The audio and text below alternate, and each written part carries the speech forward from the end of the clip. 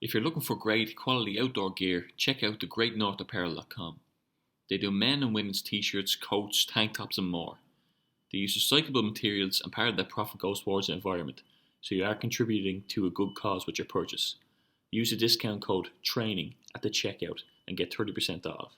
I'll add a link to the description.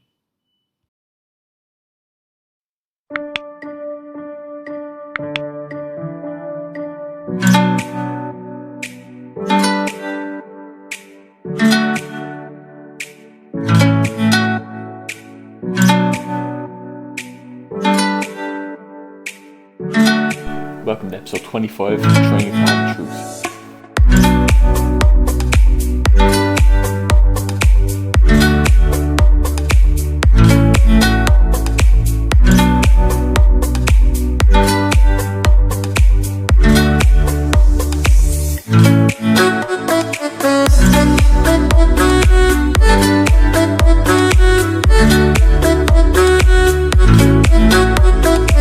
No problem, brother. It's great having you on, Jonathan, and it's a really pleasure to have you on. I was looking up a few of your talks the last few days. It's interesting. Oh, wow. Really interesting stuff. It's the type of stuff that really I love to listen about. Yeah, it's there's a lot of I'm encouraging people to ask questions. A lot of people say, that you're too much on this side or too much on that side, or that I'm a conspiracy theorist. But I don't. The truth is that the truth is still to be discovered. We're still discovering that now, and so I don't claim to actually know what the answers are. But I just want people to ask questions. Yeah. Ask questions and so that's I'm not sure what videos you may have seen or what, but I've seen a recent one there. I think you did it maybe a month ago or so. But okay. But first, like what I gathered from it is that you're a guy, Jonathan Clark. First of all, you're a biohacker on a fitness and mind and body efficiency expert. Yes. And you are talking about things like how to train people to be the best versions of themselves. That's what I'm kind of gathering from the whole lot. Indeed. So maybe you could give us a brief rundown of who you are and what biohacking is. Okay. Hey guys, my name is Jonathan Clark. I am a biohacker. I am a quantum biologist. I am a personal coach. I help people become the best and greatest versions of themselves on a cellular level. I help them energize their cells utilizing energy sources surrounding us that are in abundance and that we really don't even realize are available. And I can talk more about that. But the thing is that most of us think that we get energy from the food that we eat.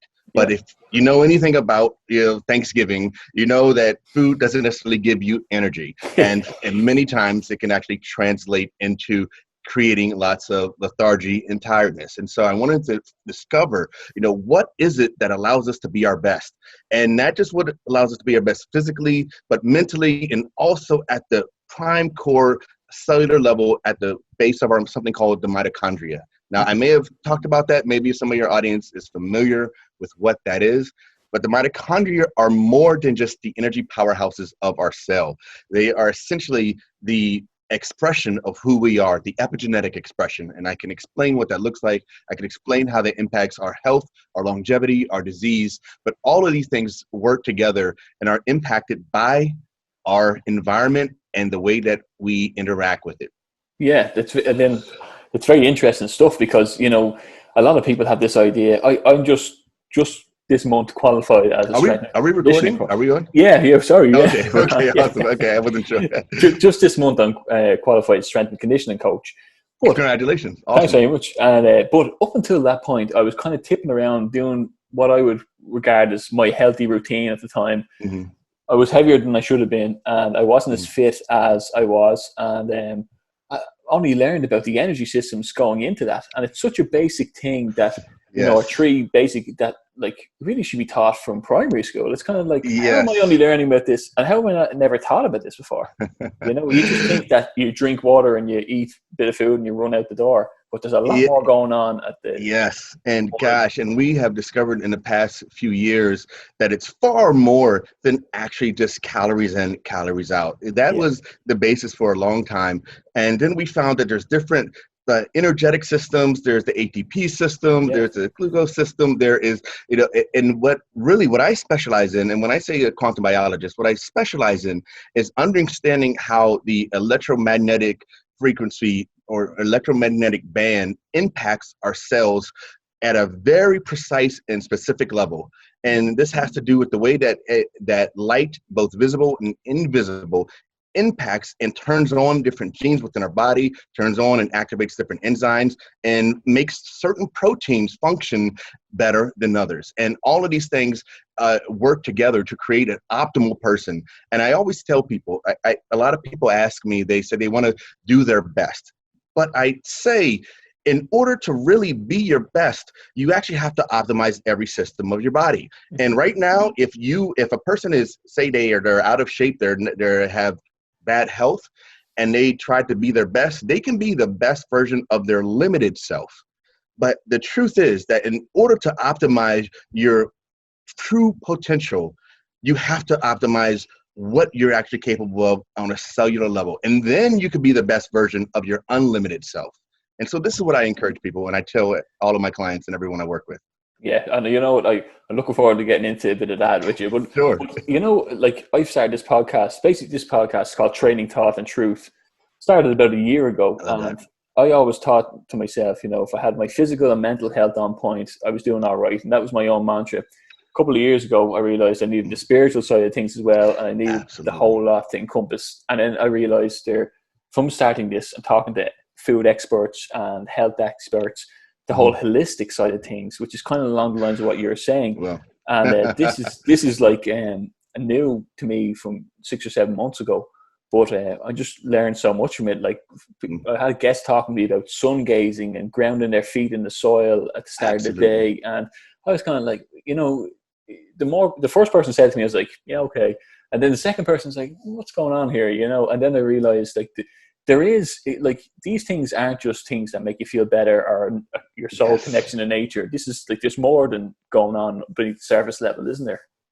Yes, there is a science behind these things. I used to think that these things were just woo-woo, and there's energy in the earth, and there's an abundance of energy when you put your bare feet on the ground. If you touch a tree, I used to think that these were just ideas that weren't backed up. But over the past couple years, we have gathered so much extraordinary data that has showed that these aren't just ideas, but this is a fact. There is an infinite abundance of energy beneath our feet in the form of negative ions that have actually been charged within the earth from lightning strikes, believe it or not, from the ionosphere. And a lot of people have heard about the Schumann resonance. So that's actually the frequency of the heartbeat of the planet. It's the frequency between the ionosphere and the earth. But there's actually not just a frequency, but there's a charge.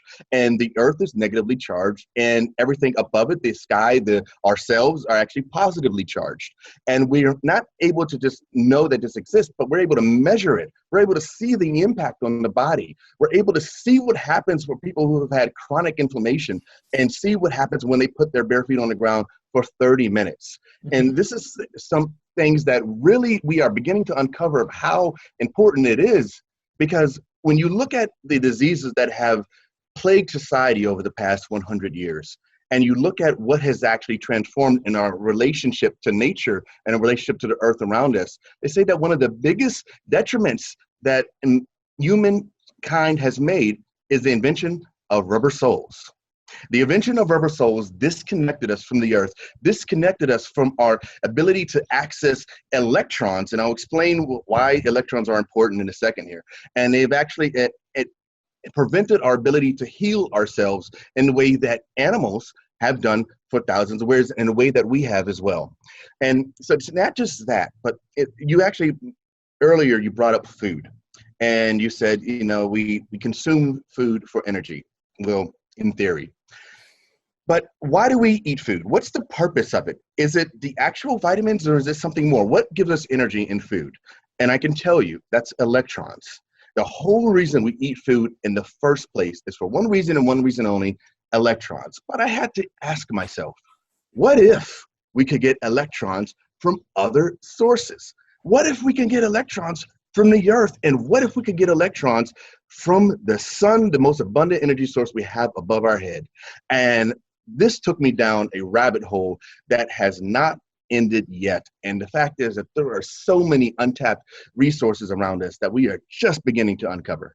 And yes. It's amazing stuff. But actually, like before we do talk a bit more about that, maybe we could talk a bit about, one thing I noticed with all these kind of people, with all these experts I'm talking to, is that people who've made great successful strides in their health, always seem to have a story where they're past, they've come and hit a rock bottom and bounced back up. I think you're no different here either, I think. If I'm right. No. Can you tell us a bit of your story? You're exactly right. A little bit over 5 years ago, even though I may look healthy today and I'm in great shape, I'm doing marathons, Tough Mudders, I do all different types of athletic performances, but I wasn't always this way. When I first began this journey, I wasn't just unhealthy, I was dying. I had multiple organ failure. I had acute renal failure, I had rhabdomyolysis, acidosis of the blood, I had heart damage, liver damage, brain damage, lung damage, and I was dying. And when I actually was continuing to abuse myself. I was looking for external sources to fill myself up. I was trying to, they say, fill a God-sized hole within myself with everything but God. And I was turning to, more money, more drugs, more women, more just external things. And I was never able to fill myself up. And it took me to a horrible, horrible rock bottom, to the point where I woke up in the hospital in handcuffs. I woke up in the hospital in handcuffs. And they said we were surprised if you make it through the weekend. My kidneys had completely shut down, and they said, and if you know anything about renal failure, you actually need dialysis. You cannot live very long without your kidneys working. And they said they were surprised that I made it to that point. So I realized that I was alive for a reason. I made it to the hospital for a reason, because had I not gone, I'd be dead. And at that point, I was like, wait a minute, this is a gift. This is not just a second chance. This is a gift to return and give back to the planet, which was given to me, and that was the opportunity at life. And I took that thing and I absolutely ran with it. And so that was the beginning of my journey. Since then, I've applied the science and the principles of extraordinary human performance that has worked for other people across the planet for years and years on other issues that we are having ourselves. A lot of people think that when we're having a problem, we're the only ones having it. Well, the fact is that nothing is new. There is no problem that other people haven't had before, that other people haven't overcome, that other people have not tackled and figured out extraordinary ways to do extraordinary things. And if you want to get those extraordinary results, you just have to duplicate the process. And that's what I did. And that's how I got here. And you've like some amazing certifications even up until since then, even, haven't you? Like it's some story. Yes. It really is. It really is. I actually ended up winning an essay contest at Tony Robbins, and when I first got sober, and I remember I hadn't heard who this guy was, but I knew that he was good, and I ended up writing an essay about how I wanted to get back to society and what I planned to do to make that possible. And I was like, great, okay, this is about the future. I was like, I don't know if I need to do this, and I found out later that I actually did need to do it, but that I'll get into that a little bit later. But so I wrote this essay about what I could do, and I loved that because it wasn't about my past. It was about what I could create, what I could manifest, what I could bring to the world. And I ended up winning that contest. They flew me out to Chicago, all expense paid, and it blew my mind. I went to UPW in Chicago in 2015, and I just had a couple months sober at the time. And I said, I don't know what's happening, but this is extraordinary. I want to continue to grow and learn more. I started applying Tony's principles. He's a mentor of mine. I started applying other successful people's principles. I started to actually, not just that, I was speaking all across the country. I was on the AA circuit. I was speaking wherever I could, to give back. And I realized that there was something powerful here that was happening, an ability to transform tragedy into triumph, an ability to overcome pain and turn that into power, and be able to turn people's history into magnificence going forward. And that'd be the driving fuel in them discovering and giving their true gift to the world. And so it's been absolutely incredible what has happened and what I've achieved since then. Yeah, I just want to say there is a noise in the background. Can you hear that? I can. It's gone now. You can? Oh, okay. So, would you like? Can you hear me loud, or should I get headphones? Because sometimes I have on headphones. No, I think you're okay. I think it should be okay. Okay. It's gone now. When you're talking about, you're going around and there's something powerful here, and I really do think it is. I've seen this curve with people that, from childhood to adolescence, that they kind of go down health-wise, once they leave teens. And it's like, seems to be like a lack of essential education around physical and mental health and these things, isn't it? Like, because there's stuff I'm learning now, like in my 30s, that it's like this is so, like the energy systems, for example, or like electrons or electrolytes, and just getting your health back on point. Like, I've incorporated intermittent fasting for the last 7 months, and I know that's only one part of what you're all about as well, but it has helped me tremendously, even to jump up to the next level. And with saying that, do you agree with that there's a huge gap in the education system where we all fall down? Well, I don't think it's not just a gap, but there's also a misfocus and a misprioritization of energy when we are in our younger years, especially in Western traditions. And the fact is that for me, I was so focused on making money. I was so focused on myself. I was focused on this self-obsessed, egocentric ideal of what success was, that I was trying to fill myself up with other things, trying to, and not realizing, not doing anything for anybody else. And that, everyone has said is that, that who has actually had some sort of enlightenment or some enlightening experience in their life has realized that is not the path. Mm-hmm. And I had to go through my own journey. I had to, I had some successful jobs when I first started, and my first job was at the White House. After that, I was working for a hedge fund for a number of years. There were things that were, from all external purposes, looked to the part and looked like things were going well, but the fact is that internally, I was falling apart, and that was something that was that continued to progress. And the fact is that I didn't know any better. I was just doing what I thought was achieving the American dream, and that realizing that I could go even further and even farther if I woke up from the American dream and achieved a great American reality.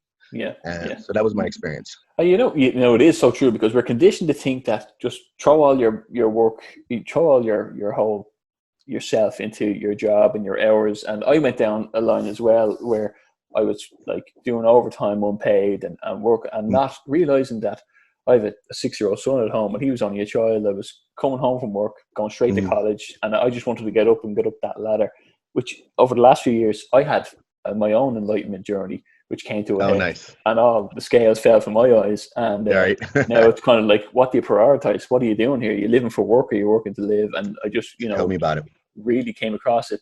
But another point I wanted to get to, I tipped on intermittent fasting there, but there's something very interesting that you've done that I want to hear more about. And I think you call it the 100-day transformation. 100-day transformation. Yeah. Oh, okay. Yes. The 100-day transformation. Very interesting. Well, okay.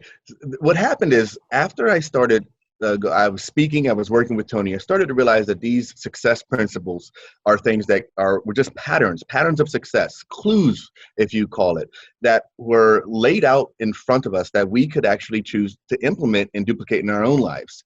And I say this all the time, the quickest way to success is to do what successful people do. The quickest way to get money is to do what people who are making money do. The quickest way to get rich is to do what rich people do. The quickest way to get healthy is to do what healthy people do. And I saw that, the more that I hung around these people who were doing well and implemented those patterns to my own life, I would do the same thing. Now, at the same time, I started a coaching practice called Inner Power Unleashed, and you can still find me at innerpowerunleashed.com. And that was essentially, duplicating the patterns of extraordinary human performance. Then at the same time, I was applying that to health. And a couple of people, they asked me to get them prepared for a Tough Mudder. It was in 100 days. And I said, okay. I said, let's do this. And I said, I wanted to see what would happen if we did everything right. What if we did everything? What if I did, I wanted to see, because I was consistently measuring my blood to see what my metabolites were, what my enzymes were, to see what my markers were, my biomarkers. I wanted to see, because I had so much damage. I actually wanted to see what I was doing and making sure that what I was doing was having an impact on my health. I would do, 2 months of green drinks, twice a day. I would do, 2 months. I did 2 months of eating 2 cartons of eggs a day, one for breakfast and one for dinner, and a stick of butter, and, every day for 2 months. And truthfully, I lost more weight on that than I ever have anything else in my life. But I was trying everything, and I wanted to see it. So I said, well, what happens if we trained right? What happens if we ate right? What happens if we, did, recovered right? What happens if we did everything you're supposed to? And what would that look like? Well, and I think you may know, in 100 days, not only did I transform my body, my physical body, transformed on an external level in a way that I never could have imagined. But what was more amazing was the internal transformation. I dropped my cholesterol by 40%. I went from 167 to 107. I ended up, my triglycerides are in the low 20s, which, if you know anything about blood panels, triglycerides in the low 20s are extraordinary. My VLDL is in the single digits, and I doubled my testosterone. And this was all within 100 days. And I said, well, if I could put this in a pill and sell it, this would be the #1 blockbuster drug on the planet. I was like, how do I get this to more people? And, so I continue to try to help people in that. But here's the cool thing about this whole thing. The transformation. People say, well, in order to look like that, you must have been training a lot. And I said, well, a fair amount. And they said, well, how often were you training? And I would say around 6 hours. And they would say, oh, 6 hours a week. And I said, no, I was training 6 hours a month. I was training 6 hours a month, and I was maximizing the high intensity interval training. I was maximizing high intensity lift. I was maximizing elements that I took from Tim Ferriss's book, The 4-Hour Body. And I compounded it with my own trainings and my own teachings. And I wasn't able to get it down to 4 hours, but I was able to do an incredible transformation in 6 hours, and using a lot of different, some of Tim's teachings and some other great people's teachings as well. And I ended up thinking later, and I saw him at an event and told him that I really appreciated. He allowed me to help a lot of people. But that's how that began. And then when I realized, I said, wait a minute, I can do some extraordinary transformations in a short amount of time by manipulating the body's hormones that so many other professionals that you see, that they do it exogenously, and that means externally. And I knew that there were ways to do these same things and manipulate these same hormones in the body naturally. I saw that, the people that win Mr. Olympias, they manipulate 3 hormones: testosterone, growth hormone, and insulin. And they're actually taking those and they're doing, all types of stuff. But I knew that if you lift a certain way, if you train a certain way, if you eat a certain way, depending on what you do, you can manipulate all those 3 things naturally. And you can reach your genetic potential faster than you ever thought was possible. And this is what I do, because I would see people that were in the gym, and they'd be in the gym for months, if not years, and they would look the same. Yeah. And I would say, you should look like you exercise. If you're exercising, you're spending that much time in the gym, hours every day. So for some people, and you should at least look the part. And so what I would do is, I created a program called Inner Power Fitness. And with Inner Power Fitness, we did, fast, dramatic transformations. I used to call myself a natural plastic surgeon, that if you wanted a butt like J-Lo or arms like The Rock, I can help you do that. And that did very well. And then recently, and you may know, was more, I guess over the past 18 months, has been the development, creation, and expansion of BioFast Health Global.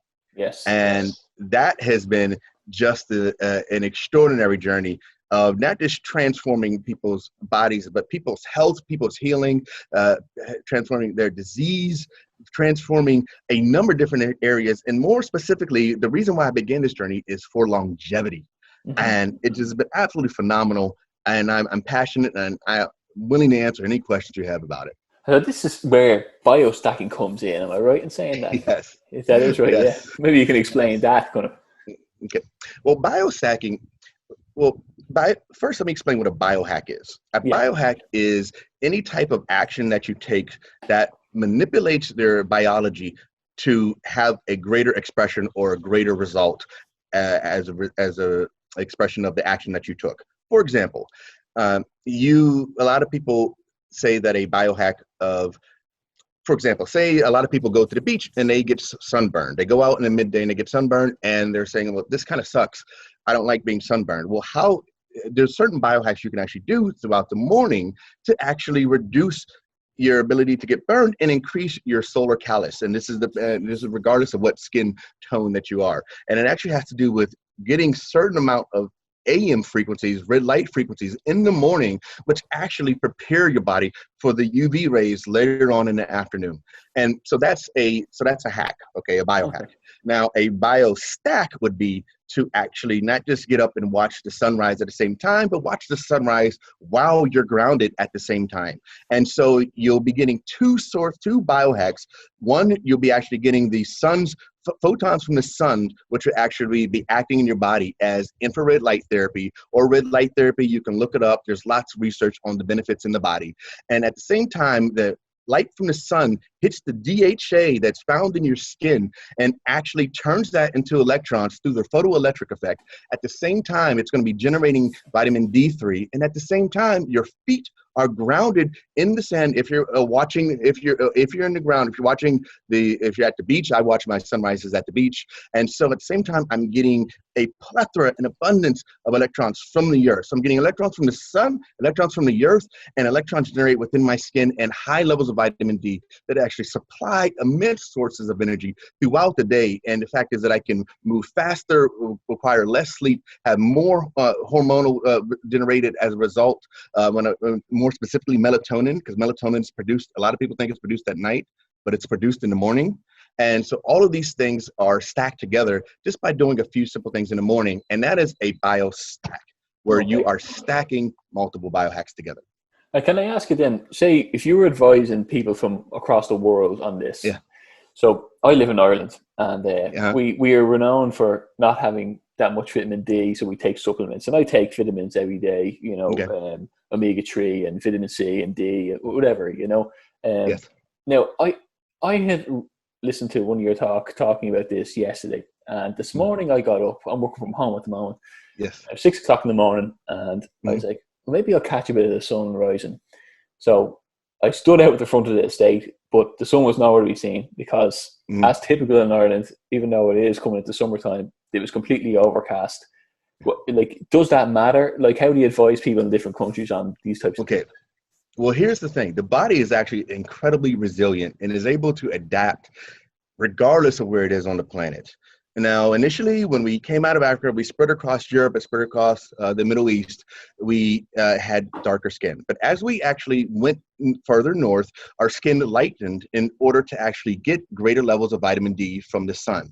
But at the same time, there was also another hack that was actually happening, another adaptation that was happening within the body. And this, I tell all of my clients that regardless of where you are, you can optimize your health, but if you do certain things, those that are closer to the equator or that are further south need to optimize and get as much sunlight as they possibly can. Those that are further north, like yourself, need to optimize their cold exposure and get intermittent bouts of cold exposure, which will actually take up and activate the enzymes in your body to actually make sure that you are not getting the deficit of vitamin D3 that you would normally, and actually operate and improve your immune system in a way where you can still do some extraordinary things, even though your vitamin D level may not be as high as mine down here in the tropics. And so there are ways and there are things you can do, but the further south you are, the more sun, the further north you are, the more cold exposure you need. Okay, that's very interesting. I didn't know any of that. When you're talking about biostacking, do you come across... Like you said, like when we spread out from Africa initially, you often hear people saying about, they're heavy, they're genetically heavy or fat, or their genetics, they might have slower twitch muscle fibers, or, they have these, like, how much of that do you have to battle against? Can everybody still be fit that can run 25-minute, 5 miles or whatever? Can everyone have that potential, or are we limited by our genetics to some degree?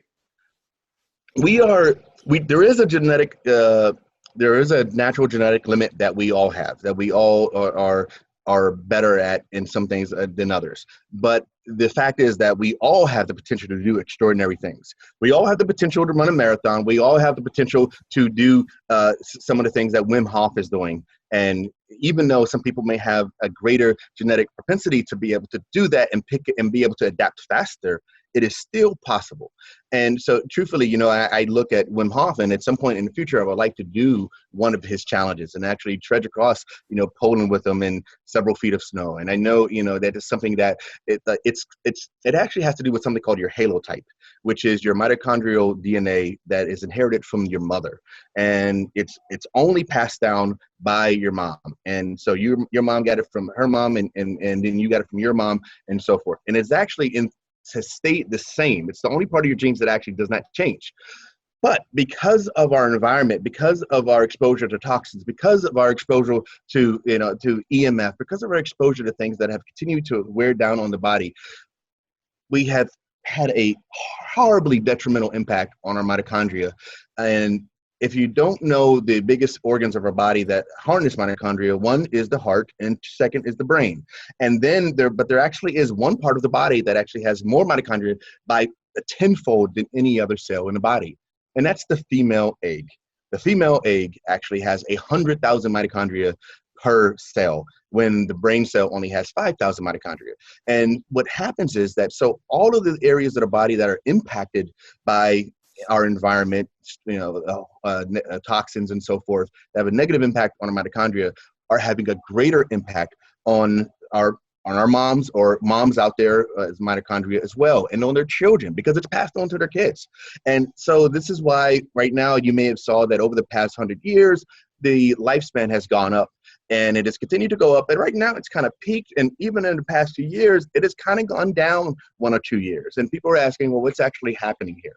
Well, it's actually very clear what's happening, because what happens is, unless we actually do the things to support mitochondrial health, mitochondrial biogenesis, and that's something that I specialize in and I work with my clients very specifically on, unless we actually do those things, the mitochondria inherited from our parents and to their kids will be dysfunctional. And it's something called heteroplasmy, which is the rate that mitochondria break down. And you degrade, just so you know, you degrade around 10% every year on a cellular level, until you get to around 80%. 80% heteroplasmy is when 80% of your mitochondria have degraded. But at 80%, but up until that point, they can maintain and still be able to achieve cellular functioning very well. But after 80%, it shuts down. And this is why after around the age of 80, people start dying. People actually, that's the extent, what they say now is the limit of human life.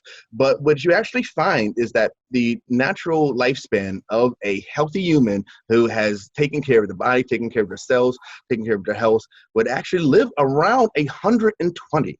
And this is actually what we believe the true potential of human lifespan is. And then you have a few centenarians that are living to around 100.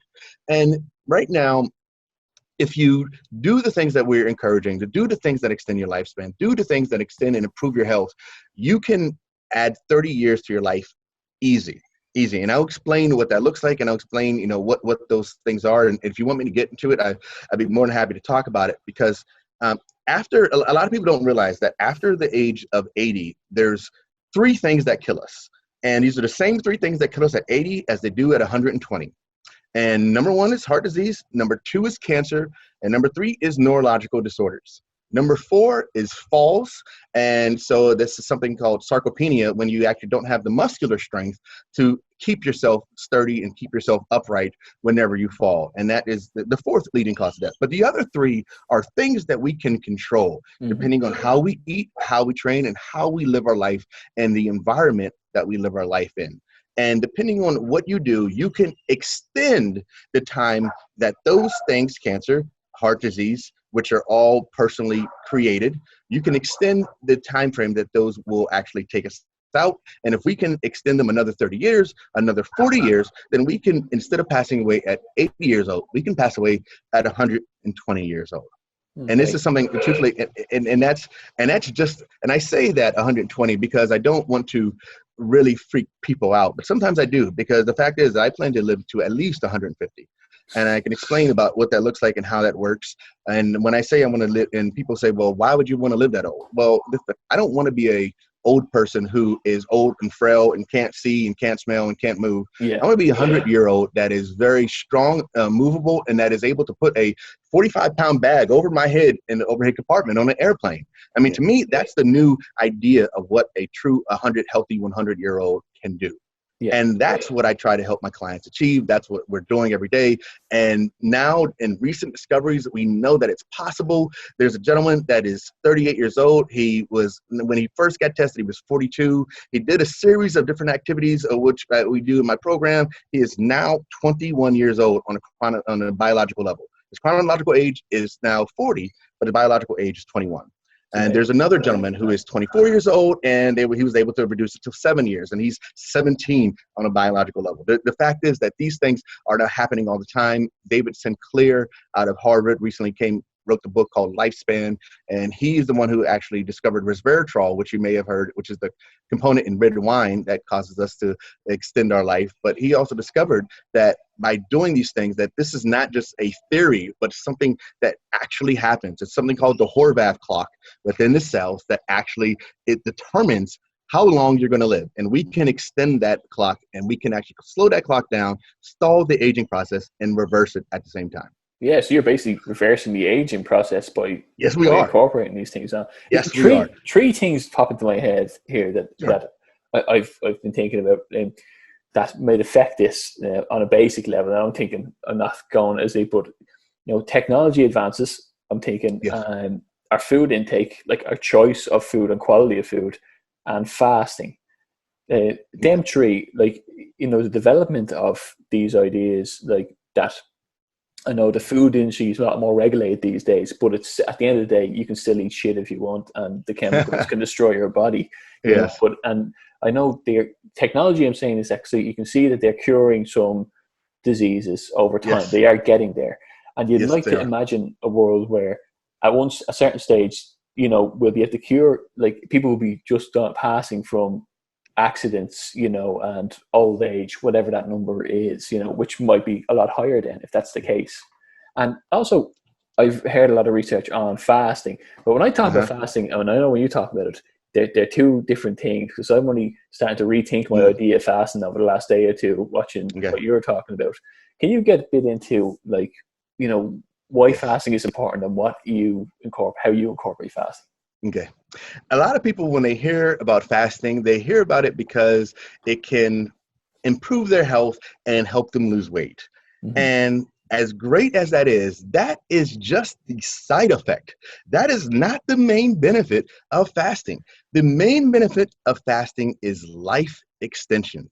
And this is for any species across the planet. And we've done tests on every species that when you reduce the amount of calories consumed by a certain percentage, you also extend the lifespan by an equal percentage. You cut the calories of a worm by 20%, you extend their life by 20%. You cut the calories by 30%, you extend their life by 30%. This has been done with every species on the planet other than humans, because it's kind of hard to test that with humans. But we have to believe that it works because all the science indicates that it does. But that's just the side effect. But what actually happens on a short term is actually incredible. And there's a number of different things. There are cognitive improvements. There are metabolic. Let me explain. Most of the diseases that I spoke on, cancer, heart disease, and neurological disorders, Alzheimer's, those types of things, Parkinson's, they're all diseases of metabolic dysfunction. And metabolic dysfunction actually originates from your inability to process energy. And this is what we were actually talking about before. A lot of people, even when you look at obesity, a lot of people think that it is and people say it's excess food, and we get electrons from food. So a lot of people think it's excess electrons. It's actually not the case. Scientifically, the way that actually happens in the body is something called electron leak. We are actually, because of the body is and the cells are unable to process the energy from the food that we eat, it actually creates an electron leak, which actually goes into overflow and actually turns over and is stored as fat in the body. And so the more in shape, the more primed that the engine of our cells are, the faster they'll be able to go, the healthier they'll be able to be, and the more they can actually maintain cellular health for a long time to come. And this is in those diseases, actually, the way, and you have heard about the metabolic theory of cancer, you've heard about the metabolic theory of diabetes, the metabolic theory of heart disease, which I can get into, and it has to do with our inability to process not just energy, and I want to say this, but I want to say this with a caveat, our inability to efficiently process carbohydrates. And a lot of people say, well, we were meant to eat carbs. We were plant eaters at one point in time when we evolved. And yes, that is true. We were plant eaters, but people don't realize that we evolved to eat plants in sync with the Earth's light cycles.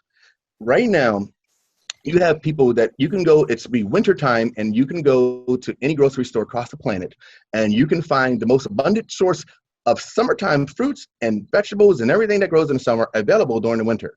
Now, what actually happens is this creates something called a circadian mismatch in the body. And the thing is that and remember we were talking about the fact that we eat food for one reason, for electrons.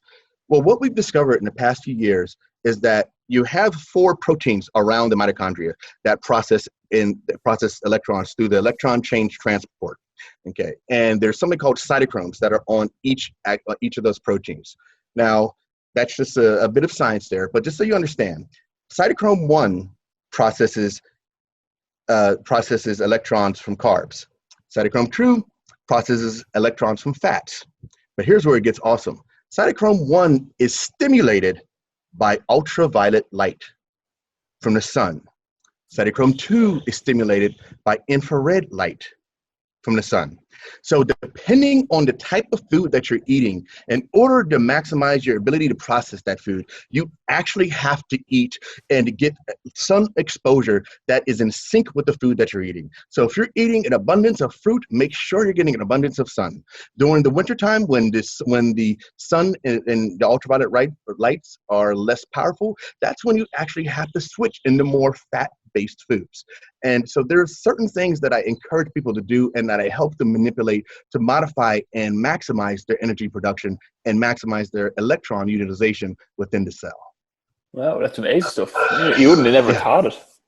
Yeah, we don't. Yes, well, but see, the thing is that these are discoveries that are being made on a daily basis. Yeah, these are things that I am in the journals, I am in the studies, I am in the experiments, I am watching these things, and I am waiting to read the experimental results on a day-by-day basis. I am immersed in this, and I want to know about it as soon as it happens, so I can be able to relate that information to my clients and be able to get them the best actionable advice possible immediately. Isn't it kind of, it baffles me sometimes that we're in the year 2020 and we're just learning these basic things about our bodies, how they work with the world around us. Like, with all the technology we have and, everything they can do now, we're talking from thousands of miles away.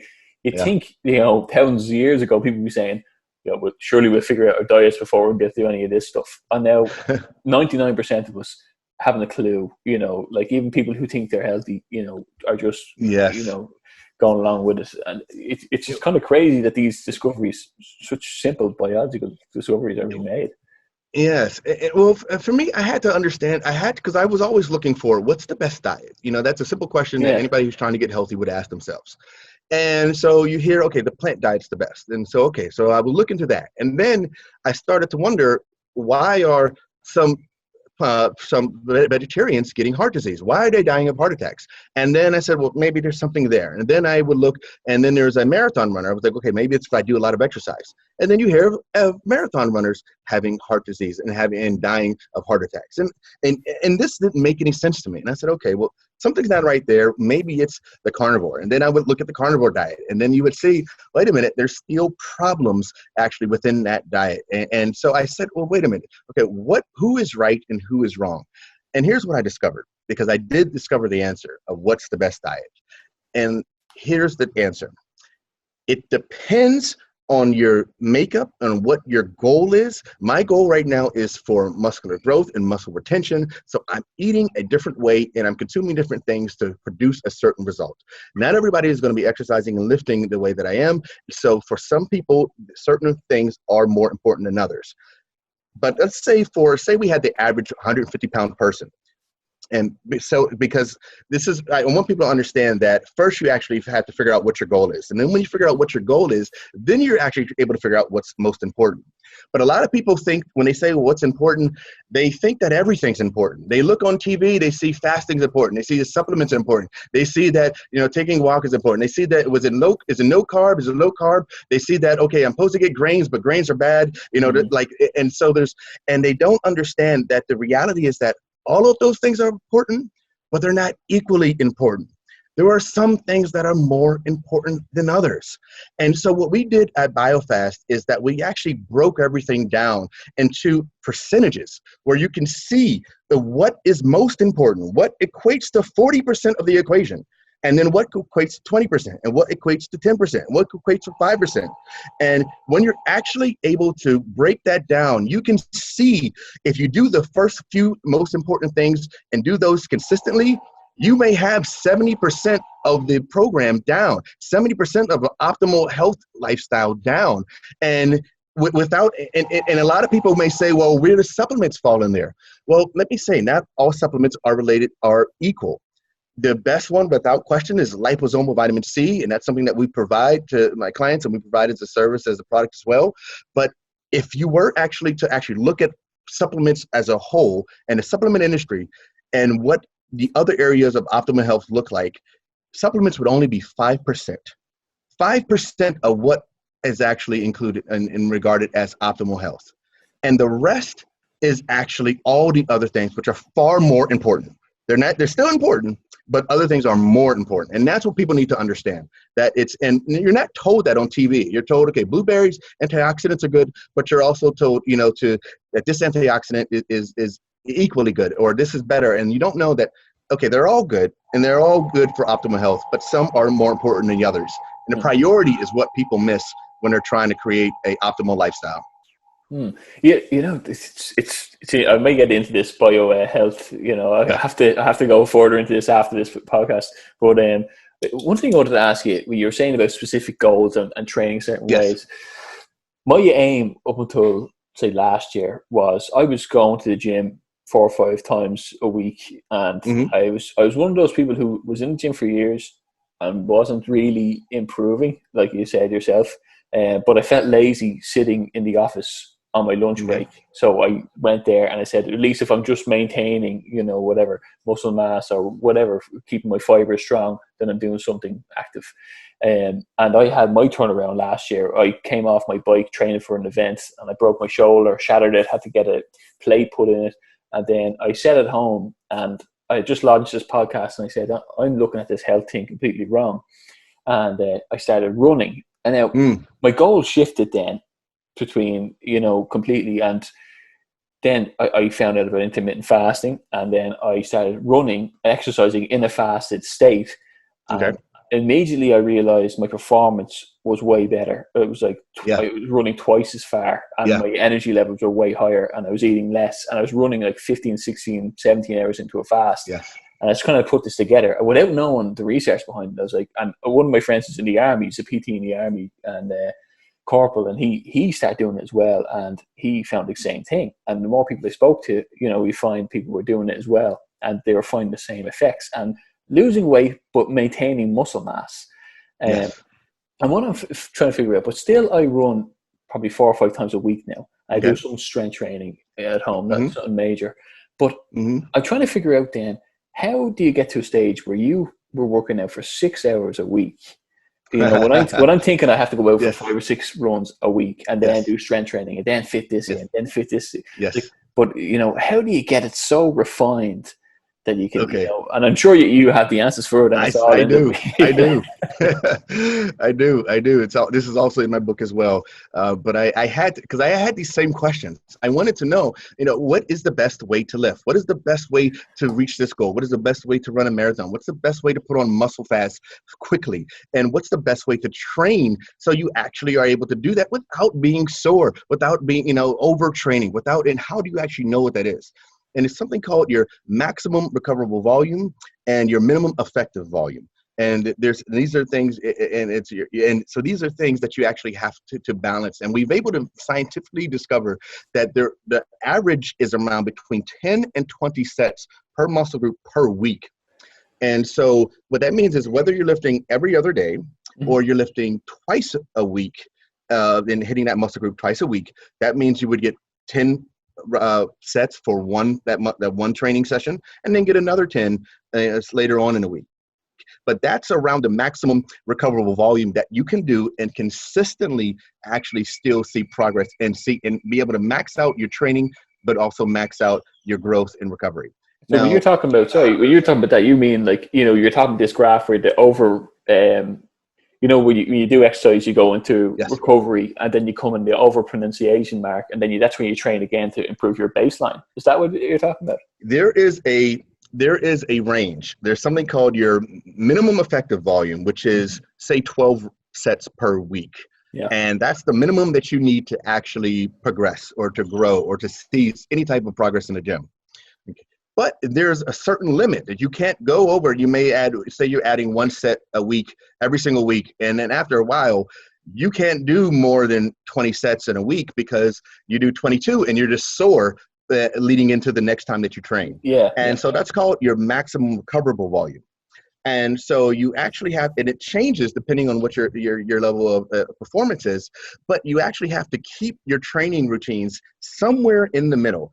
And it's usually, and you can find it, and once you find that groove, and I work with my clients to actually be able to figure out exactly what that is, but it's actually very scientific, and it's not very well dispersed across the population. Some people are able to get by with a maximum recovery volume of 8. And do 4 sets on Tuesday and 4 sets on Friday, and actually, and it has to do with the way that their actual muscle fibers recover and the way that they're utilizing their training. But some people need higher intensities to actually, and some people may be closer to 22 or 24. Now that's about as much as you'll get, but you're not going to see much more variation than that. So I try to tell my clients to stay in between 10 sets and 20 sets per week on any muscle group that they're doing.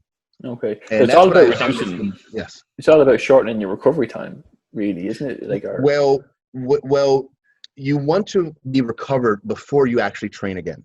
Yeah. And that's the thing. And because if you actually are training on Monday, and then you do too many sets, and say you do, for whatever reason, say you do 12 sets, and that's a little bit too much. And then on Wednesday, you're still not recovered, but you train again. All of a sudden, you're going to have decreasing. You're actually going to start to see you're going to get tired more. You're going to be sore more. You're going to have your central nervous system is going to be worn out. There's actually going to be a number of things that actually work against you. And so you need to optimize not just training, but recovery. Recovery and what you're doing in that recovery, and here's the thing: muscle is anabolic for around 48 hours after you train, and the maximum muscle protein synthesis is maxed out in the 8 hours after you train, but it still increases. It doesn't stop, but it goes down, and it takes around 48 hours to get really back to baseline. And so for me, what that means is, if some people you see maybe training once a week, well, that means that for only 2 days out of that week, they were growing. And the other 5 days out of the week, they were actually just wasting. They were not letting that muscle lag and not utilizing it for when it actually could be utilized to grow and put on more muscle. And so I help people do that, and I help people maximize that. And I just want to also say, you mentioned muscle retention, and you mentioned fasting. The thing is, a lot of people don't do fast because they think that they're going to lose muscle. And this is a myth. And if you see me, I'm fairly massive. I keep a fairly, lots of size on me, around 240 right now. And I'm able to, and last year I fasted for 76 days straight, almost 2.5 months. And I'm sorry, not straight, but in total. what we do is, I usually do a 7 to 10 day fast every quarter and a 3 to 5 day fast once a month. Okay. And a lot of people were saying, how can you do that and still actually be able to maintain muscle? And this is what so many people who talk about fasting are missing, because they don't realize that the benefit of and the magic of fasting isn't just in the fast, but it's during the refeed. During the refeed is an exceptional period of time to maximize and even double your muscle protein synthesis. So for me, what I do is I do an advanced form where I'm actually fasting for 7 days. And then on the 7th day, I will train. I will go into the gym and I would do a full body training routine where I am just absolutely killing it, because I know within the next hour, as soon as I get home for the next 4 days, right before I break my fast, I am actually going to kill it and just have my muscles just searching and thirsting for nutrition to grow. And as soon as I get home, I'm eating the best. I'm giving my body exactly what it needs to recover and transform. And during that period of time, your body takes advantage of everything that you feed it. It is essentially like a sponge. It is repairing, recovering, rejuvenating, and revigorating every cell of the body. And it does this at twice the level. So what your normal muscle protein synthesis, say, could be 40 grams of protein every 2.5 hours or so. Let's say that's for a normal sized person. But when you're actually been fasted for 7 days, your muscle protein synthesis doubles. So I'm able to eat twice as much as a normal person and have all of that go to my metabolic growth, my muscular growth, and actually I'm able to maximize my growth hormone, and I'm able to maximize the elevation of all of the different IGF and different things that are actually happening because of my training. And so I maximize the recovery period in the refeed more so than anybody I've ever come across. No, but it's possible, and that's how I do it. And that's how I do it.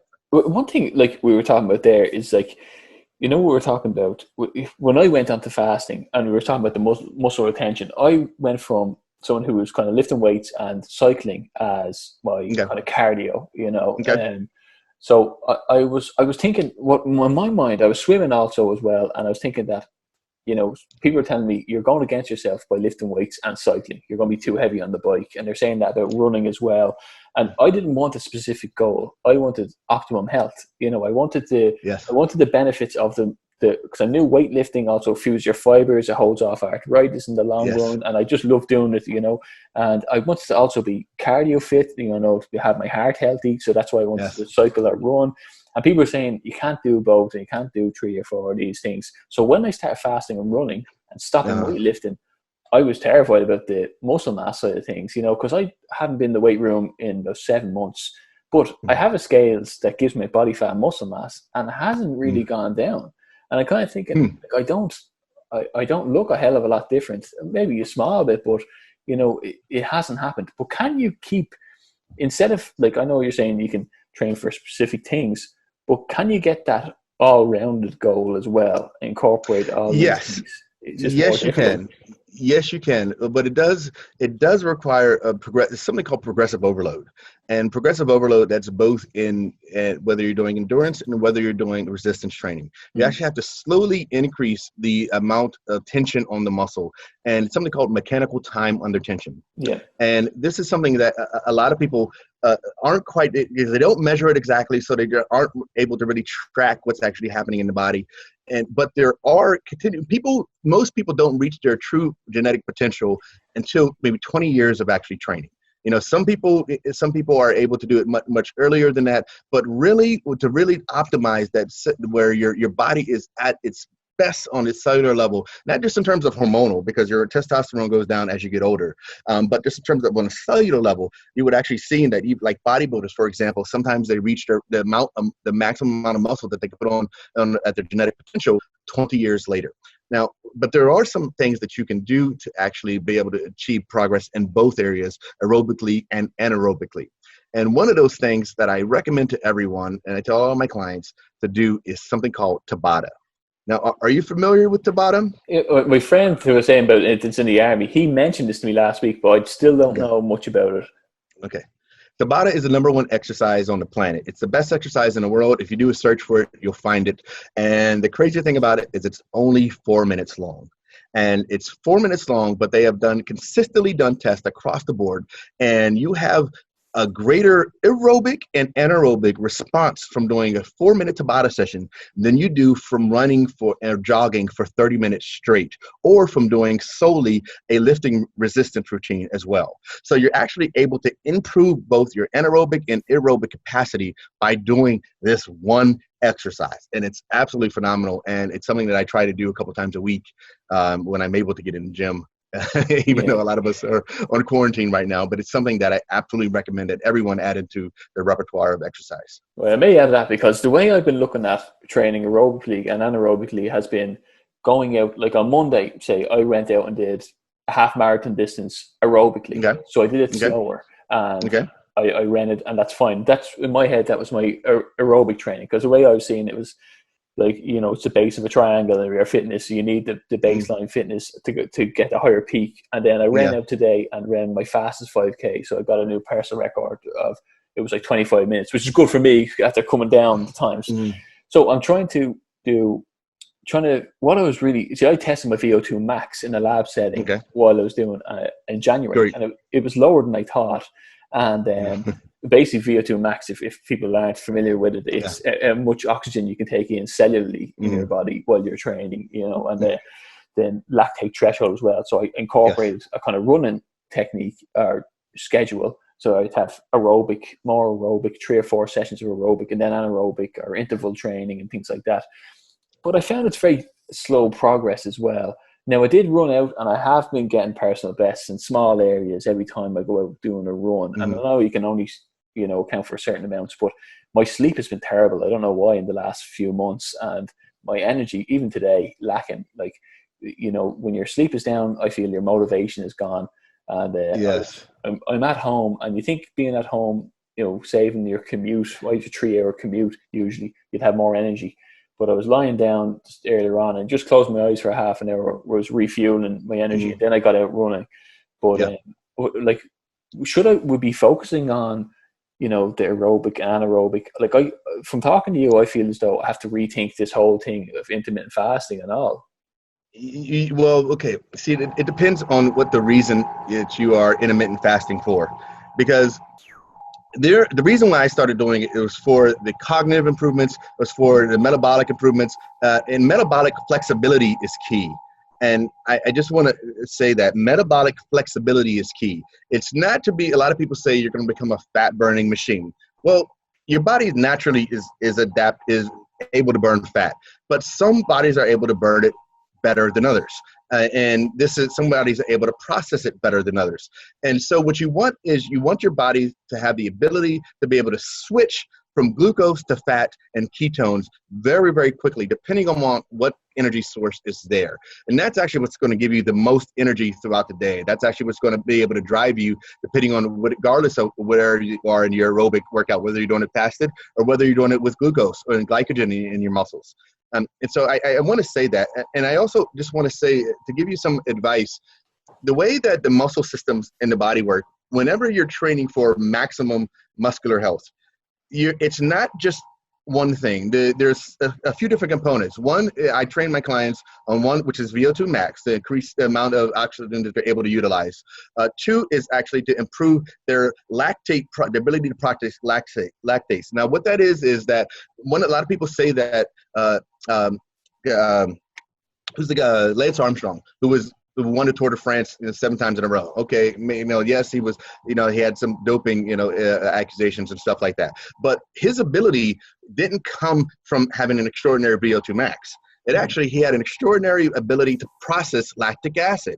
And so there's certain exercises, certain routines that I train people to do to be able to process lactic acid, and that is not necessarily focused on improving their VO2 max. And so we concentrate on VO2 max, we concentrate on lactic acid, we concentrate on metabolic and something called mitogenesis. And this is where the mitochondria within your body are actually regenerating. And the more mitochondria you have, the more energy and oxygen that you can process. And there are certain things such as Tabata, such as interval training, that actually increase your mitochondrial biogenesis. Then at the same time, we also do some training to actually increase their muscular endurance. And this is something you may feel when if you've ever gone swimming and tried to wade in the water for a period of time. That is particularly, it's not necessarily that you're losing your breath, but it's more of a muscular endurance type activity that you actually have to be able to improve upon. And now all these different systems in the body require different energy systems as well. And so these are things, so in order to improve your overall results, whatever that is, whether that's long distance running, whether that's timing, whether that's distance, there are certain components that actually have to be optimized. And it's not just training. A lot of people just want to run long distance and run that every time and expect that them actually to continue to see improvements. But no, you actually have to work on the different energy process systems within the body in order to see consistent improvement across the board.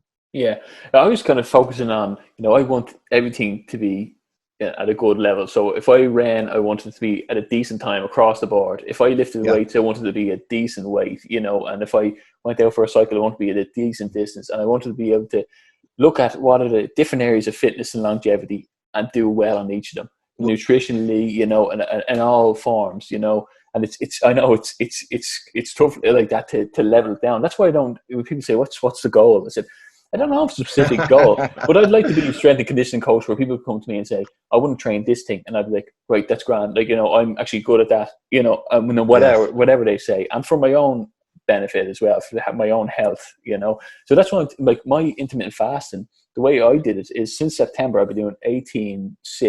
I started 18-6, awesome. Good for you, man. That's kind of 7 days a week. Now, some weekends I drop it to 16-8.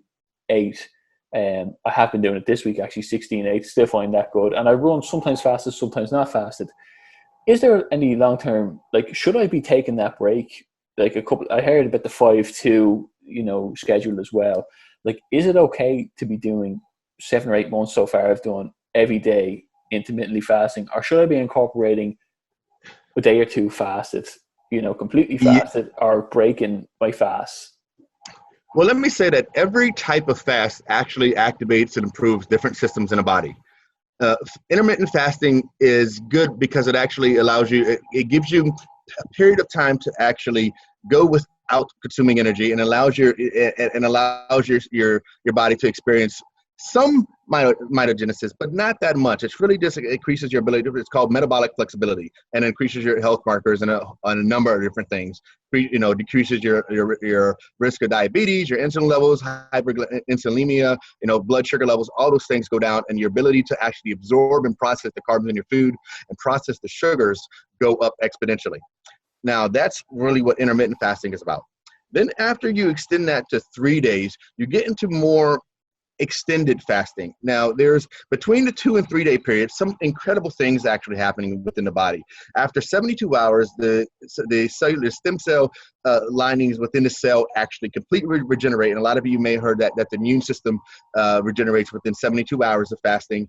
The stem cell production goes up, your growth hormone level goes up. And then after the 72-hour mark, you experience something called mitophagy. First, you experience autophagy.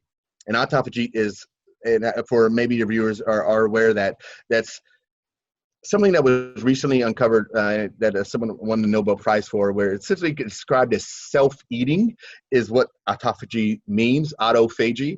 But what it actually means is that the old senescent cells in your body that have just gone long past their prime are now able to be recycled and consumed by the other healthy cells that actually are able to be much more resilient, to increase their strength, to increase their ability to process energy, and all of these things, and get rid of the old cells, the senescent cells, the cells that are way past their prime, and actually remove those from the body. So when you're left at the end of the fast, you have a fully optimized human being.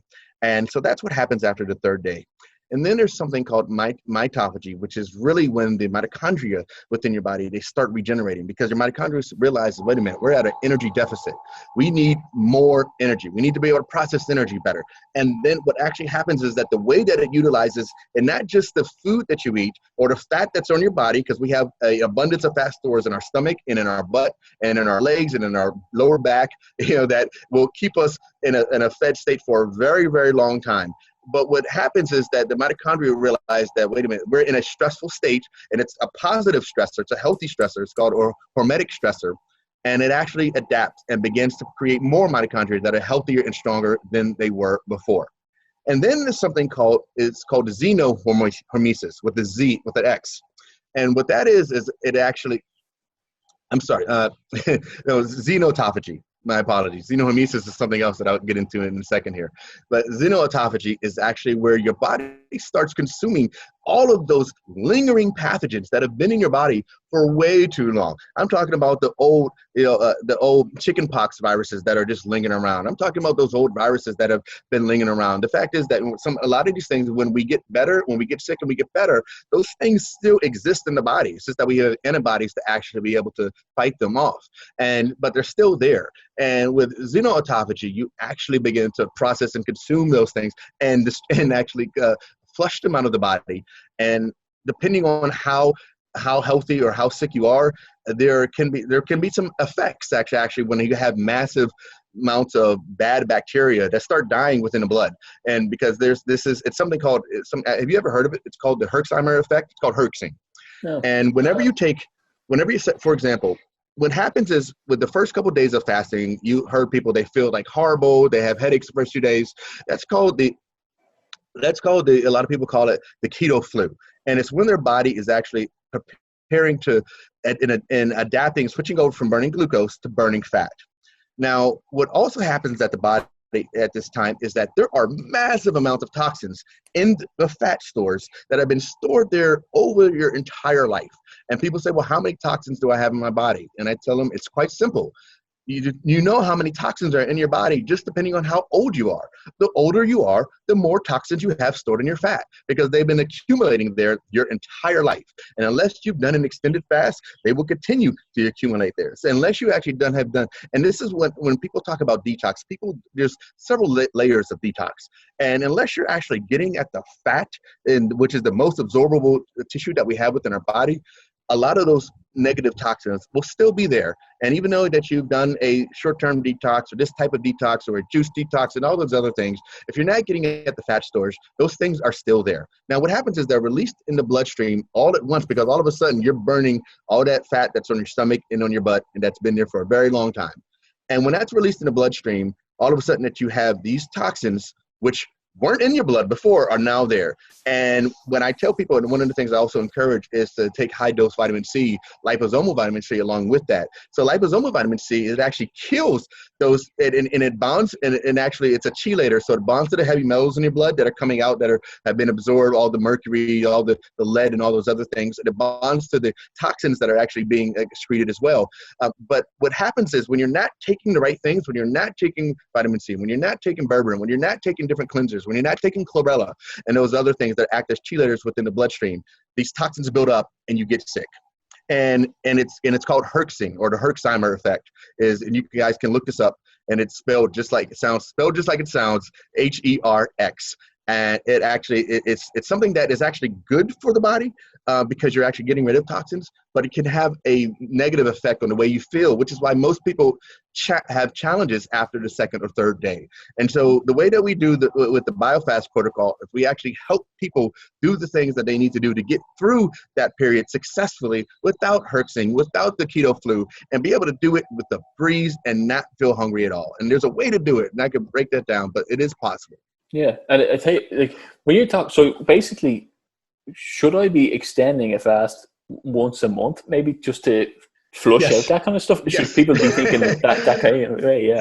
Across the board, it's one of the healthiest things that you can do, and for the price, there's nothing healthier that you can do that costs anything less. Yeah, for 3 days.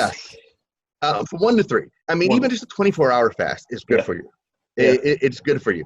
It is not, I did find, obviously Lent had just gone by, and a couple of things. For Lent, at the end of Lent, I did a 24-hour fast, and me and one of two of the lads did it. And funny, like after doing 18 hours and 16 hours, maybe it's the time of day I started that, it was difficult, and I was tired, and he was tired, and but now when I got it done, I was happy I did it, and I had I did find you get to a certain level of tiredness or hunger, then it just starts to fade away then, and you just coast through it then a bit. Yes. Well, what happens is that, see, nutritional ketosis is key. And ketosis is when you're running off your body's own ketones. And until that happens, you're still running on glucose and you're still feeling like crap. And it still takes a long time to get there unless you do something successfully, unless you prepare successfully. And this is what we encourage our clients to do, is that we have a 3-day prep period before the fast begins. Because what you do over those 3 days will determine the health and determine the success of your fast. Because a lot of people, if you're eating sugar every single day and sugar for breakfast and sugar for lunch and maybe a snack for dinner, and all of it, and then you go cold turkey, your body's like, what the hell? Where's my sugar that I've been used to, and what's happening? But if those 3 days you've been eating healthy, you've been eating more healthy fats, coconut oil, olive oil, you've been eating, lean meats, maybe some chicken breasts in your salad, and different types of things, maybe tuna, those things, and having as much, avocados, and having a more of a fat-based diet than a carb-based diet, leading up to the actual beginning of the fast, your body will be more adapted and be able to handle the stress instead of going cold turkey. And at the same time, the more fat that you consume, your body will actually become more adapted and produce the enzymes to be able to process that fat. And so this is what I tell people to consume, things like coconut oil, olive oil, MCT oil. These are things that actually, MCT oil is great because it converts to ketones, beta hydroxy butyrate in the body, which is a ketone that can be burned right away. And so and this is something that's actually not processed by the liver and goes straight into your muscle cells.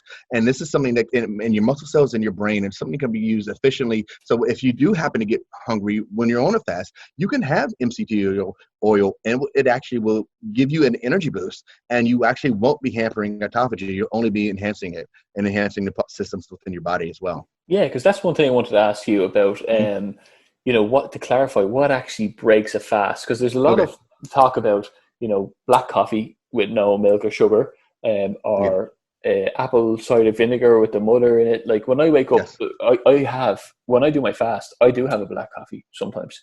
I do have, I heard that apple cider vinegar does boost the health effects of it. And is that true? Yes. Okay. Well, let me say the ideas of fasting about what represented fasting have changed over the years. And for a long time, people thought it was just no food. And I said, okay, if I went for no food, then I am fasting. But then it started to morph into other things. And then you hear people say if they're drinking juice for a month, they're on a juice fast. And I want to tell people that a juice fast is not a fast. You are getting nutrients and benefits from the juice, yes, and that is good. And you are not getting any more of the crap that you were eating before. Yes, that is true.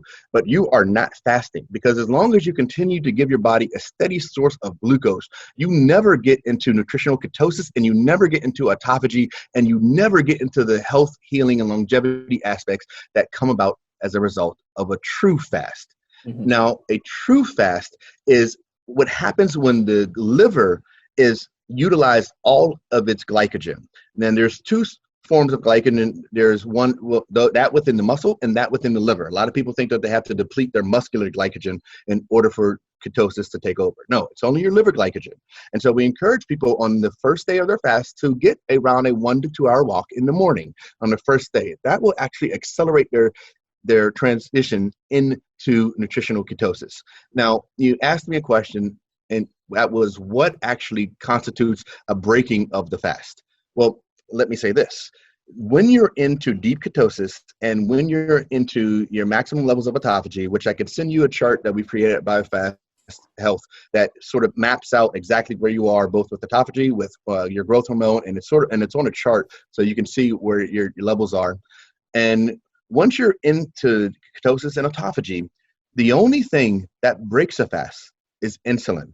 Insulin will shut your ketosis off in a second, and it will shut down your ketone production in a second, and it will maximize and boost your insulin production immediately. And so you have to so any type of thing that actually boosts your insulin and boosts your level of blood sugar within your body will shut down a fast.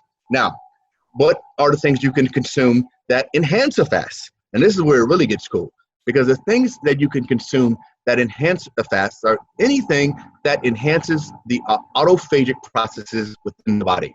And autophagic processes are the process of autophagy, which are accelerated, and we know this from scientific discoveries over the past few years, of things such as coffee, things such as black peppers, things such as turmeric, things such as green tea, things such as dark chocolate, believe it or not.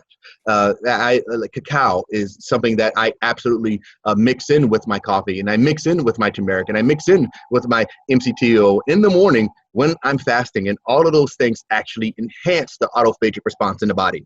And so there was a time period where we thought that it was calories that stopped our fasting process, but it's actually not the case. It is insulin. There are difference between good calories that help a fast and calories that hinder a fast. There is a difference between broccoli and a candy bar. And the reason why I use broccoli, because more specifically, broccoli sprouts have something called sulforaphane, and sulforaphane drastically enhances the autophagic response within the body. And so broccoli sprouts, a lot of people don't know this, broccoli sprouts have 30 to 50 times the amount of antioxidants as regular broccoli. So if you were to eat a square inch of broccoli sprouts, it is equivalent to eating 30 times that much broccoli itself. And so in order to maximize the amount of nutrition, the amount of antioxidants, and the amount of benefits of eating that much broccoli, you can get a square inch of broccoli sprouts, enhance your autophagic response, and actually not break your fast, but actually enhance it and get further progress as a result.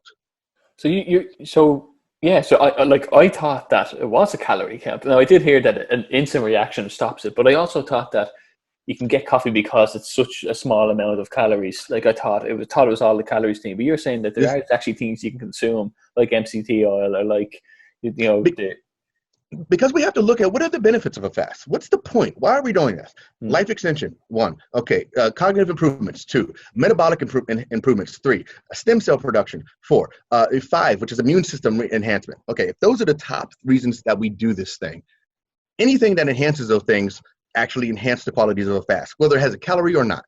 And anything that hinders those things will actually shut down a fast. And so all the things that I actually spoke of, more specifically polyphenols, and there's a number of different ones, quercetin's another one. All of those things enhance the autophagic response, enhance your cognitive improvements, enhance your immune system improvements, enhance your growth hormone improvements, your metabolic improvements, your immune system improvements, and your stem cell production. All of those things actually improve that. And when you do them together, this is another biostack that I absolutely love, is that you get a synergy of benefits as well. And a lot of people don't know this. Even those things that I just mentioned, those things are good for you, not just when you're fasting, but when you're not. And recently they had a study where they had some people actually consume every day for 30 days. They had to consume cacao in a drink, and it was essentially a unsweetened cacao drink, which was like cocoa without sugar, which isn't the tastiest. But let's just say they did this 2 cups a day for 30 days. At the end of 30 days, their stem cell levels within their blood had doubled. And so this is something that a lot of people don't realize, is that if you're doing, the whole reason you're doing your fast is to enhance all these things, these 6 things, then anything you do to enhance that, including the hacks as well, including getting sunlight, including getting cold exposure, including exercising to a certain extent, and I can talk about how that's done. But all those things enhance the levels of autophagy and the levels of metabolic repositioning and refunctioning within the body as well. And because all of this works. There's also I also heard about fasting when not consuming anything at all has some benefits in terms of giving your gut a complete rest. Is that giving your what? Sorry, say that one more time. Yeah, it's giving your gut a complete break. Your gut, your accent's a little. How do you spell that? Your GUT. Your gut. Yeah, sorry. Yeah. I'm sorry. But I've heard that if you don't consume anything at all, it's better again because you're completely giving your gut. Yes. Is that true? Well, it's not just about the gut, but it's actually what's in the gut. And what's in the gut is the microbiome. And the microbiome is more abundant within the gut than in any part of our body. There's actually more bacteria in our body on a cellular level than there are actual human cells within the body. And I can't remember, I believe the ratio, some people say that there's actually 10 trillion cells, there's 10 trillion bacteria with bacterial cells within our body. And so we're actually mostly bacteria, believe it or not, and that's a whole another conversation we can get into. But we have a symbiotic relationship with this microbiome, and depending on what we eat will determine the health of the microbiome. And so by actually not eating and by reducing the digestive processes of the stomach, we actually have a chance to come back to baseline. Now, let me say, now, unless you are, now there are, okay, everything in moderation, because I'm not telling people to go out there and drink 20 cups of coffee every day or when they're fasting, or go out there and eat, 20 pounds of broccoli sprouts, because truthfully, I would not recommend any of those things. Those things are only good in moderation, just like water. We can't drink water to excess, but in moderation is extremely healthy. So that's what I would say, that there is a certain level, but the overdose potential, and yes, I mean, you kind of know when you've had too much water, maybe you shouldn't have any more. Same thing with food. You kind of, but when you're actually working with someone who has experienced, someone like myself, someone who has actually done this before, a doctor perhaps, they can actually guide you and you'll get the benefits with ease without even worrying about impacting the processes within the stomach or the microbiome, and your microbiome will thank you as a result. And by the way, since you mentioned microbiome, you know what influences the microbiome the most? No. Sunlight. Sunlight, really. Sunlight. Okay. Sunlight. Yes, getting sun exposure on your stomach, and letting actually red light actually hit your microbiome. And this is, I can send you a number of different studies. You can put this in the show notes. But what they have found is that the diversity and the plethora and abundance of the healthy microbiome are stimulated by both the visible light and the infrared light within the sun. And you can find this. A lot of people say, well, I didn't know that the sun actually shines that deep in my stomach. Well, yes, if anybody has ever been a 6-year-old child and they've taken a flashlight and they've put it on their thumb, they can see that light shines right through them. It actually goes 30 centimeters deep, goes right through your body, and goes right to the places in your body that your body needs most. Mm-hmm. And so this is something that happens, and it's something that I would encourage everyone to do as much as they possibly can. Okay. One thing I want to jump into a bit is the third part of the podcast is called Truth. And you touched on a couple of things you actually mentioned here I want to pick up on. Initially when you said you hit that rock bottom, there was a huge God-sized hole in your where you were filling up with different things.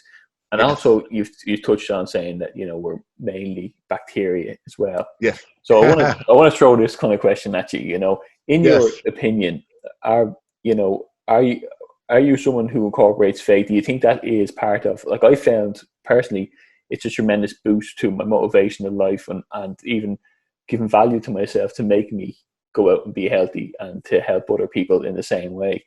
And the more I study these types of things that you're talking about, the more intelligent design I see in it, like the more, I find in these things. And that it makes it hard for me to think that we're just a byproduct of accidental sludge on a rock billions of years ago. Where's your stand in that? Well, let me say this, that I have learned both as a scientist, as a metaphysicist, as a person that has immersed himself both in the physical and the spiritual. I can tell you right now that there is immense level of things happening that we cannot see right now. They say that if we could just see all the spectrums of light, not including all the other realms of energy and on a quantum level and beyond, and all the other 10-dimensional space that actually exists around us that we actually can't even see and feel or even touch. The fact is that there is immense amounts of things happening all across the universe. And they say that if we could see it all, it would be one ball of light. That you would be so bright that you'd be blinded and would not be able to see anything else. And so that is happening all around us. If you could see just radio waves and Wi-Fi, this place would be flooded and there would be all types of colors and shapes going every single other direction. If we were able to see something called phase dilation, which happens within on an atomic level, there are some things that are actually in phase, and it's one of the things that they talk about now in terms of what makes up dark matter and dark energy and all these other things within the universe. That the visible universe is only 5% composed of visible matter. So everything else, the other 95%, if you've ever seen, looked at in recent science mags, there's some really cool studies that say, okay, 95% of the universe is missing. So what is it? What is it composed of? And the fact is that there is an enormous amount that is there. So let me just say that.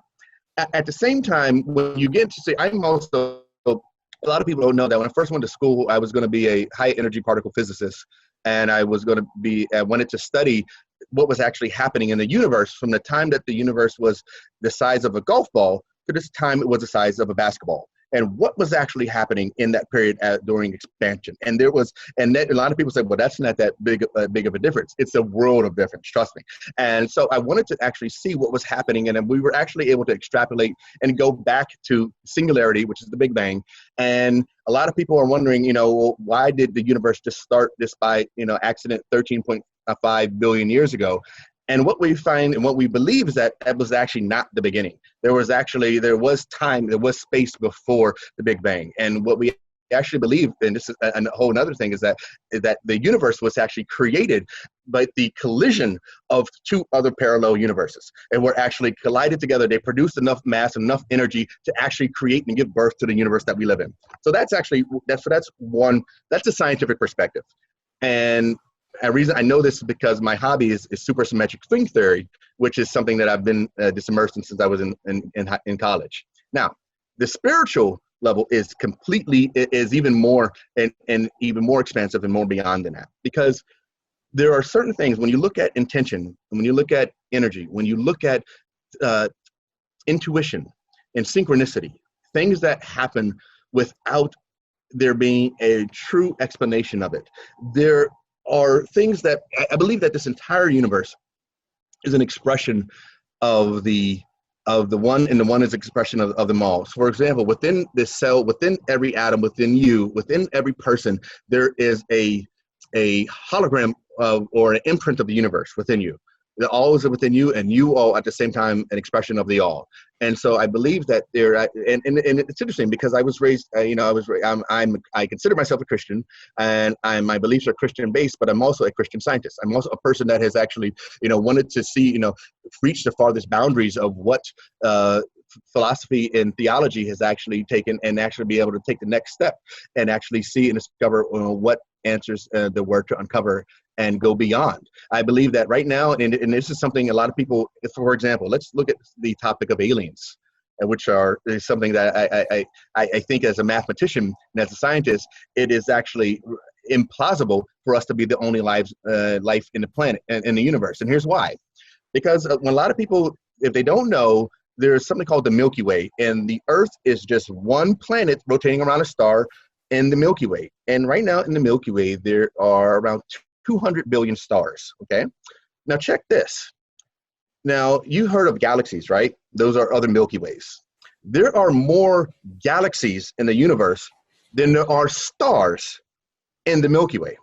So that means that there are 200 billion, at least 200 billion times 200 billion chances for a Earth-like planet to evolve somewhere across the universe. And then at the same time, then you multiply that times 7 and 9, which is around how many planets we think a normal star actually has. And so you have that 200 billion times 200 billion times 9, which is the chance of there being life somewhere else. And the reality is that life is probably extremely abundant in this universe, and that there is probably in a whole assortment of life, of shapes and sizes that actually exist. And we are carbon based. There's probably silica based. There's probably oxygen based. There's probably a whole number of things that actually exist depending on the way that environment has sculpted it. Now, I could actually talk about you said that it seems that there's some intelligent design, and brother, I tell you that it would not. I recently did a post, and it's actually about two twins, and it's two twins that are in the mother's womb, and they're talking about life after birth, and they're debating it, and they're asking each other, "Do you think life after birth exists?" And one twin is like, "No." They're like, "Nonsense." They're like, "We have everything we need here. We have warmth, we have food through our placenta, we have everything." And the guy's like, "Well, maybe there is something. Maybe there is, And then he was like, "Well, maybe there is, something that's taking care of us." And then the other twin is like, "Well, if there is something, why haven't we seen them? Why haven't we heard them? Why haven't they showed themselves?" And the other twin's like, "Wait a minute." Well, and then they're like, "Well, perhaps it's all around us. Perhaps it is what we're living in now." And then the twin is like, "Nonsense. Why hasn't anybody ever come back if there is life after birth?" And they're going back and forth. And it's a silly conversation. But the fact is, there's some parallels in how we actually look at our life and our experience in this universe today. Mm-hmm. And so that I believe that we are energy first, and that we are vibrations of energy, and that energy never is created or destroyed. It only changes forms. Mm-hmm. And so the essence of who you are, it continues to reverberate throughout the universe on a physical level and on a quantum level, and even on levels and dimensions yet explored. Because if you even look beyond, if you even look in this physical level, and this is something I'm passionate, really, solely passionate about, is that there's actually 10 dimensions. There's 10 dimensions in one time. There's 11. And right now we live in a three-dimensional space in the fourth time. And so people have been asking themselves, who lives in a fifth dimension? And what we have found, if you look up something called quantum gravity, which I can't even believe this is where we're going with this conversation. But if you look up quantum gravity is that everything that is actually here on Earth is actually a hologram of an eight-dimensional space. And it is a shadow of actually what's actually there. And it really blows my mind, because it's almost as if because we can't imagine eight-dimensional space, but we can look at its shadow. We can look at what the shadow looks like. And the shadow, and when they did this scientifically, the shadow looks like all the different elementary particles that make up our physical universe, if there was a such thing. And we've developed this space, this shape of something that is actually, that we believe is one of the things that actually explain the weakness of gravity. And that's a whole another thing I can get into. But it's fascinating, and I believe that there is far more than we can possibly imagine. And for us to think that we are the only ones, for us to think that this is it, I think that we are sadly mistaken. And there's much more in store, I guarantee you. Yeah, I want to throw something at you, right, that has led me down to look down the scientific routes that you're talking about as well, because I went through an experience when I was younger, and growing up, that would have put fear into me a good bit. Now, from 4 years old upwards, so I would have always imagined these kind of black shadows. Okay, and this was kind of a nightly occurrence, and I've talked about this before on this, and it went on from 4 or 5 years old till teenage years, and I remember the age of the internet obviously started, and then I was able to Google stuff, and I realized that thousands, and if millions of people were, seeing the same kind of phenomenon. Yeah. And I got to, say, fortune tellers, trying to get some answers on it, and this, that, and the other, a couple of years ago, it came to a head where, 4 or 5 years ago, where I I tried everything, at that stage, and I'd seen this documentary. Someone said, Jesus, I trust in you, and something changed. And so I said it with not much weight, and something seemed to change or overlap. There seemed to be an intensity behind it, and everything changed from that moment. And straight after that, then it started my whole focus on, living my best life almost, and this is why I'm sitting here now, kind of thing, and this is why I tie in the mental with the physical, because it overlapped my health so much. But when people argued against me about, atheists did, I couldn't defend it from a scientific point of view. So I had to delve down to see, well, if there's a God, how can it be, evolution? How can, how old is the earth? And I had to go into all these things and to say, well, to try to justify what was finding now. Like, I say my prayers every night, and I'm grateful. I do find there's a connection there, yes, and I do feel as though when you speak, you're heard. You get that kind of intuition. Yes. And even had gone into the basics where, we're talking now, but if you look at it in theory, we're two blobs of bacteria and matter that formed by chance over billions of years. But yet we're receiving each other's information based on our experiences. We're processing it through, and we're like, even how our conscious mind is so unexplained. We're still trying to delve into that. And that all just backs up my, my own faith in these things. Well, I do believe that we are spiritual beings having a human experience. I believe that our time on this planet is short relative to the infinite amount of time that we will have for eternity to spend to do a whole host of things, which I'm sure are in store. I do think that this, what is next? Let me say, because you were actually, what you were talking about, seeing shadows or entities of some sort. I do believe that there are beings that we can sense that are energy beings and that are out of phase depending on what dimension, that some people are able to perceive a little bit more than others, but that they exist. I mean, because if you're this infinitely creative God, and God is infinitely creative, and you can create anything that you want, why would you just stop with Earth and humans? Like you would create, if you're infinitely creative, then there will be an infinite number of actually things, worlds, people, like the energies, that we may or may not truly understand. And we're only beginning to actually really understand, just the physical level, much less the spiritual. And so, like, we're, our growth on a conscious level, on a global level, is changing dramatically, even as we speak. One of the things and I don't know, are you familiar with the Schumann resonance? We talked about that before. It's the heartbeat of the planet. And people say that, and people, when they meditate, they want to meditate at a 7.8 frequency, which actually is the level of calm and level of peace and presence. And one of the reasons why they say that is the frequency you want to meditate at, and that's what the brain actually goes when it's the alpha brainwave state. But what they found is that the Schumann resonance for the past couple hundred years has been 7.8. But here's where it actually gets even more interesting. The advanced meditators across the planet, when they've studied their brain waves, they don't go into alpha state when they meditate. They go into something called gamma. And gamma is an extraordinary, highly unusual brainwave state that very few people on the planet have actually been tested to actually have. And so those who have been meditating for 30 years consistently, they have had expressions of this gamma brainwave state. Well, what has happened over the past just month is that the Schumann resonance on the planet, which is the frequency between the ionosphere and the Earth, has actually increased from 7.8 to 120, which is the gamma wave state, which has a lot of people saying, okay, well, what does that mean?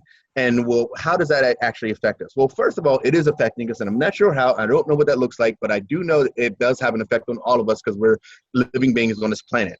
But that also means that the human body is actually primed to get in sync with the Earth in the heartbeat of the planet. And so that means that there are probably people all across this planet that are having moments of gamma brainwave states, which means moments of higher consciousness, moments of expansion, moments of breakthroughs. And I think that right now across the globe, yes, there's a lot of tension, there's a lot of turmoil, but I also think that we are poised to experience a lot of breakthroughs and a lot of ascension and a lot of progress and incredible things as we go forward and as we elevate the global consciousness of the planet. I believe that it's happening now, and even things don't always look that way when you look on the news. I believe that there's some other processes happening behind the scenes, even as we speak. Yeah, they say you put it in a great way. It's very hard to explain these things. Sometimes you put it out, but the way you put it is very well. And I think, it's not that far off the conversation that we started with either, because I think that we're talking about like how our body are functioning optimally and how we're figuring out this information. Like our DNA is so flooded with information, it's like they say the pin drop of it is enough books to stack, I don't know how high, but like that's why I think it ties in, because, when you look at, these things, it's hard to think that we're just, here by accident either, like it's and that's why I think the whole thing encompasses, it won't have no accident. No, I definitely think it is. But if I was to take, if people listening were to take away one message from one big thing you're doing with your the biohealth and the biofast and Empower Fitness and what would it be? What would you say to them? People like I like to try and reach someone who's sitting on the couch, unmotivated, trying to get their health in order. There's nowhere to start even. Well, physically, what I would tell that person is, first, I would tell them reconnect to nature as much as they possibly can. One of the tragedies of the coronavirus has not been necessarily the virus itself, but has been the enclosure within our homes and the bombardment of continual electromagnetic waves from Wi-Fi and our computers and our cell phones, and a toxic environment, which is your home has been consistently ranked as one of the most toxic environments that we will encounter in our lives. And so I think that the restriction to our homes is actually one of the biggest detriments, because reconnecting to nature, reconnecting to earth, reconnecting to the outdoors, reconnecting to the place that we came from, both not just on just going outside, but touching nature, touching your feet to the ground, actually touching a tree and actually getting the negative ions transferred from the roots of the tree up through the tree up into your hands, which actually happens at the same speed of light that it would happen if you rubbed your feet across the rug and touched a doorknob. That same transfer of electrons is what happens when you connect to a tree and when you put your feet on the ground. I would also encourage people to heal their body and improve their innate immunity by being exposed to vitamin D3 through ultraviolet light and infrared light and all the other frequencies of the sun that are continuing to shine down on us and continuing to give us the healing energy that we actually need to upregulate our immune system and upregulate our natural born defenses. I would also encourage people to be careful of the artificial light that they're exposed to at night, because you said you were having some sleeping issues. Yeah. And I know that when you have too bright lights too close to the time that you are preparing to go to sleep, you're going to impair your melatonin production, you're going to impair your deep sleep, and you're going to impair your REM sleep, which means you're actually going to need more sleep, and you're not going to be able to sleep as deeply and get as much rest as you absolutely need. Okay. And so that's something that I would encourage everyone to do on a physical level, is to reconnect to nature, is to be careful of their light environment, both their invisible light environment, and that's Wi-Fi and radio waves and the radio frequencies, and also their visible light environment, and make sure that their artificial light is not amplified and elevated before they go to bed, and make sure that they're starting their day with the sunrise. Yeah. Now, that's what I would tell people on a physical level. Mm-hmm. On a personal, individual, and spiritual level, I would actually tell people to open their eyes, to continue to ask questions, to continue to seek, whether you're seeking truth within yourself, whether you're seeking truth within a philosophy, whether you're seeking truth just to answer questions that you want to have answered. I would encourage people to ask, to continue to seek, to continue to look for that which you are seeking, and actually, and if you do that, you will find it. The thing is that a lot of people are looking for their purpose, and there isn't one purpose, but there are purposes within everything. Your purpose right now may be just listening to this message and maybe sharing it with a friend or someone else who you may think it may help. At this moment, that's your purpose. But when you look on the larger grand scheme of things, your purpose as a human being on this planet is to be the fullest expression of who you are and who you could be. The earth is less without you offering your gift. And so I encourage everyone, wherever you are, whatever you're doing, is to realize that your gift matters, that your uniqueness matters, that whatever you're doing right now, wherever you are on the planet, you matter. And what you do matters. And the more that you invest in yourself, the more that you take care of yourself, the more that you're able to give your gift to the world, and the more that every single one of us benefit as a result. That's what I would tell people. That's what I would encourage you to do wherever you are. And that's what I would tell all of my loved ones. Well, that's a very powerful message there. The way to lead off. Fair play to you, Jonathan Clark. Thanks very much for taking the call again. Absolutely. And I'm going to post up, like you said, the links to where we can find more on BioFast and Fitness and all the rest. And even if, like, for a moment, I might speak to you when we're finished recording as well, just a brief few messages. But look, tremendously appreciate your time. You had plenty of time, and I've tons of questions that have come up that I won't get to because I should probably go on for hours. You know, no worries. But Rich, much appreciated, and thanks very much for that.